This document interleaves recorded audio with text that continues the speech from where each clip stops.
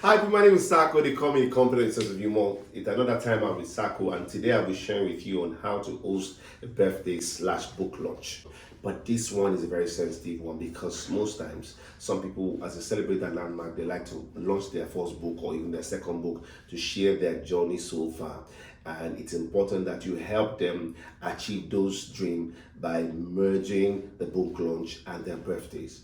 And if you're not careful, you might lose the crowd, the audience at the beginning. So this is I'm going to share with you the order of the event, how it should go, and it's left for you to be flexible. You must understand that the order of programming is just to guide you, but there must be flexibility with you. Always be sensitive to the environment. So for instance, back in Lagos, in Nigeria, if events they start with the church service. For people that are Christians, start with the church service from 10 o'clock to 11, or sometimes they start from 12 to 3. Sometimes people will, I don't know why they always believe they eat at the venue.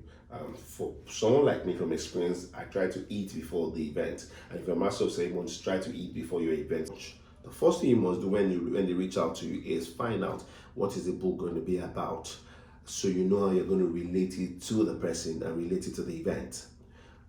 Secondly, you must also find out, will they be selling the book on that day, or will they be giving out the book? That will also let you know how to set the tone. If they're going to sell, you need to begin to advertise. Yes, it's not your job to advertise because there's going to be a book reviewer and there's going to be a chief launcher. But as a master of ceremonies, you've been paid to make sure that the event goes smoothly. You must not tell them it's not my business. No, you must help them. That's the job. You must help them achieve their goals. So if they're going to sell the book, it's how much are they going to sell for that day? Because it's going to be sold for 5,000 naira. But they want to see how they can sell the book more than that. So you get chief launchers, you find out, you can get a book reviewer, find out, okay, how many of the chapter, how many chapters does the book have? You need to ask all these things. Go through the table of content, and you must also go through the table of content to realize, the book and go through the table of content. How many chapters of the book how many page does the book have? So you are speaking based, you don't have to read the book, but if you're a quick reader, you could read through, maybe go through the table of content and see a topic they're interested in and read and refer them to it, and then wait for the reviewer of the book to come. When they come, maybe if you miss a word or miss one or two words, and say, in addition to what the book reviewer said, I read the book. So it means that you don't read the book. I read the book, and chapter 4 of the book says this. It says this, and I think you all need to get this book to celebrate and encourage the person that we have come to celebrate from different part of the world. That alone is also important. Now, what you're going to do is, before the event starts, and this is few days, you must have gotten all your necessary details before the day, and then on that day, once they're done with the church service, you know that once they're done, they get into the reception.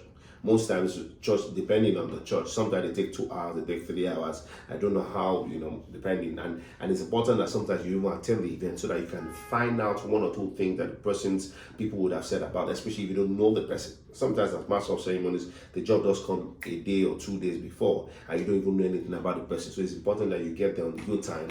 Find out. You don't have to let everybody you're the master of ceremony except the event planner. Stay at the back or stay in front and listen. As you listen, make sure you always go with a book or where you can jot things down.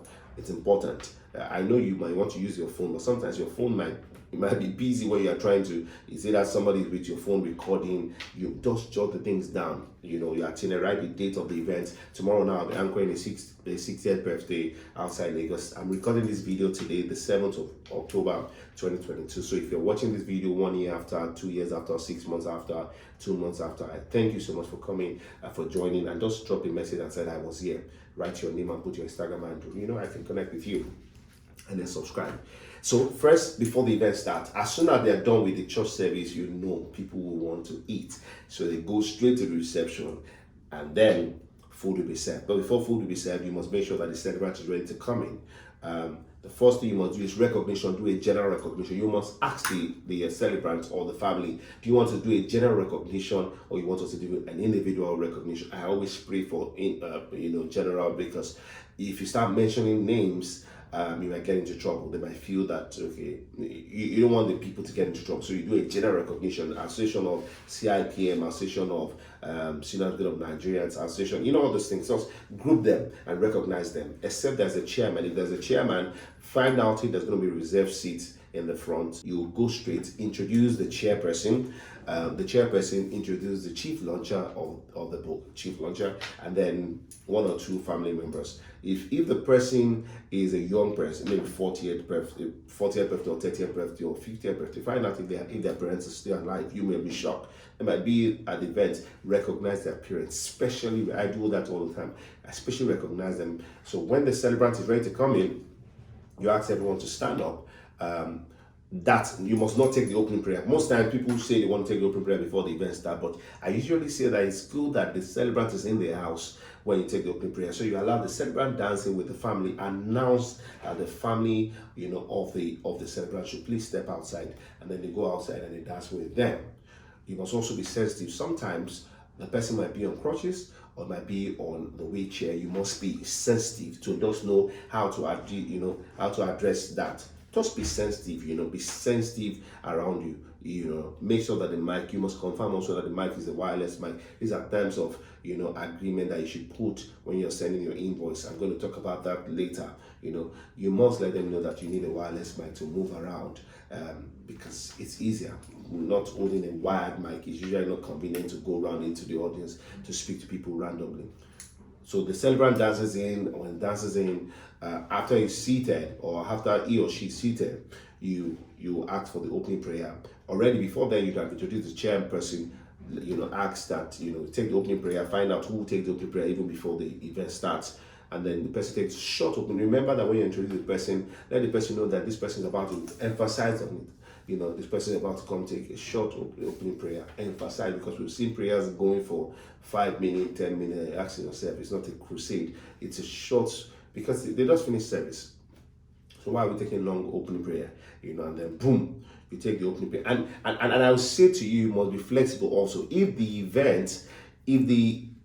church service actually happened at the reception, at the same place, you don't have to take the opening prayer, because it's like finishing service and then straight finishing service and reception start. You don't have to take the opening prayer again because the prayer has been taken. All right, the prayer has been taken. So you take the opening prayer and then you invite the chairman for his opening remark. You see that you invite the chairman. Before you invite the chairman, this is what I do personally. I look for the oldest child or the youngest child, or I look for the grandchild, to just say, welcome everybody. It's also an icebreaker, because it's an icebreaker for you, one way or the other, when they have one of the children, because they don't know you. So some people are still studying you to see who you are, especially if they don't know you, all right? So it's better that you look for the son or the daughter, one of the beautiful children, to come welcome everybody and say something about their father. Once you've done that, the chairman gives his opening remark, and then you go straight to the book launch. Remember at this time, food would have been served. Especially for some people that want to go back, especially if they came from outside Lagos or from outside town, they will want to go back. So they'll be calculating, checking their time. This time already, we ran out of the service by 1 o'clock, and this is going to like 2. They want to eat, and by 3 they're out. So make sure that you go straight to the book launch, and then you're already told that this is a celebration of our father at 60, and today is going to be launching his first book, or is going to launch his second book, and this book, say a little about the book in 1 minute, 2 minutes, and now we want to go straight to the to the review of the book. So you get the reviewer, introduce the person, short profile, introduce the person, speak about the book, and then you go straight to the launch of the book. Like I said, it wants to be sold, sell it if it wants to be. So you get the chief launcher to launch the book and go into the audience and ask people to come, pick the book for this amount, and then once you've taken that out of the way, you get testimonies, you give room for testimonies. You find out also that do they want live testimonies, or do we have videos that have been pre-recorded? So, because sometimes the children, not all the children might be around, so they might have had some pre-recorded videos from outside the country to show. There could be a surprise element. The man might not even know his son is coming. You need to find out those things from, the assistant celebrant, which could be the wife of the celebrant, or it could be the husband of the celebrant. These are things you need to find out from the event planners.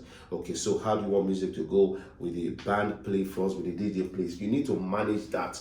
All right, so once you're done, we've done the opening prayer. Remember, we've done the celebrant is in already. We've done the chairman's remark. We've done the book review, and then we've done the launch. At this time, you go to testimonies. You get testimonies. After testimonies, you get more testimonies. 5, 6 testimonies. You must find out how much, because some people will say, I don't want so much talk, I just want to dance. And then you invite the man to come cut the cake. When it comes to cut his cake, you have friends and family join them, and then you have toast.